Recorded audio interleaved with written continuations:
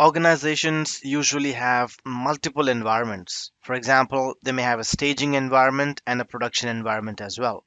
In Azure App Services, we call them as deployment slots. So you will call the staging environment as a staging slot and a production environment as a production slot. Well, what are the advantages of having such slots?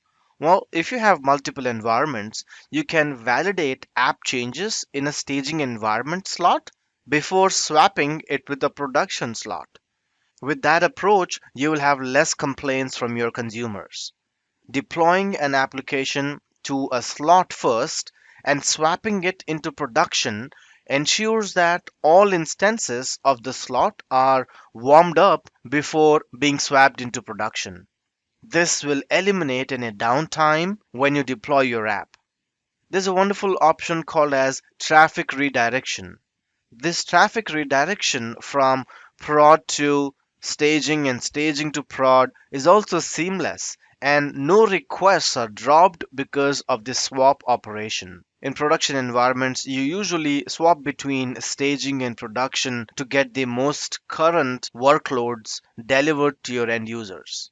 The benefits of doing that is that if the changes swapped into a production slot are not as you expected, you can perform the same swap immediately to get back to your last known good site back. You can create a deployment slot from the app portal itself. So I'm here in the deployment slot section, and as you see, by default my web application is hosted into a production slot. At this moment, 100% of the traffic is going to this particular app.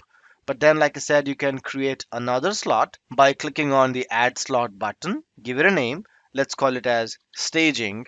And then you have the options to clone the settings of this staging slot from the production slot. So I've selected creative apps here and I click on add. It will take a moment to replicate all the settings we have from the production slot to staging. But keep in mind that the new deployment slots can be empty as well. In this scenario, we have chosen to clone it, but you can always keep it empty. When you clone a configuration from another deployment slot, the cloned configuration is editable. So you can always go back and edit this configuration. All right, so now I have two apps. One is in production and the second one is staging. All right. But at this point, as you see, 100% of the traffic is going to production, but then you can always say that 70% goes to prod and then 30% goes to staging environment. By doing so, you will have less complaints coming from the website consumers. So if you're testing a particular web feature or a new service in your web application, then you may want to redirect the traffic and say, okay, 20% of the traffic now goes to my staging environment.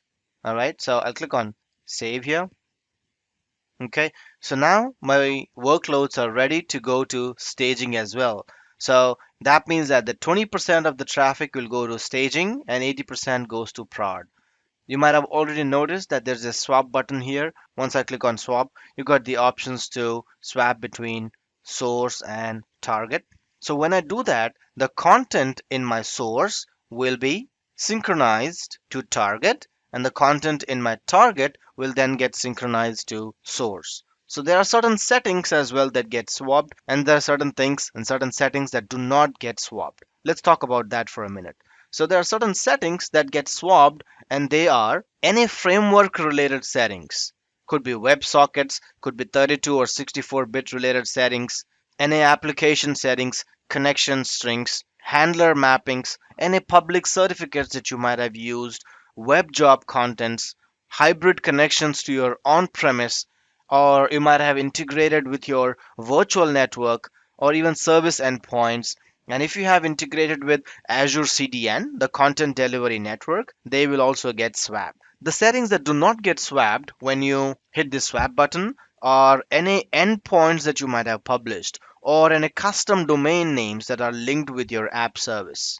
Keep in mind that there are certain non-public certificates and TLS or SSL settings. They will also not get swapped. If you have done any auto scale related settings, web job schedulers, IP restrictions on your web application, always on features, diagnostic log settings of your web application, and cross origin resource sharing options for your web app will also not get swapped once you hit the swap button. Like you see, both of these deployment center and the deployment slots are very critical features for a developer to host an end-to-end continuous integration and continuous deployment for your web application. Like a cherry on the cake is the swap option where you can create multiple slots like production, staging, QA, and then redirect the traffic to those web applications appropriately. And once you hit the swap button, you will be able to make the configuration changes between the respective apps that you have.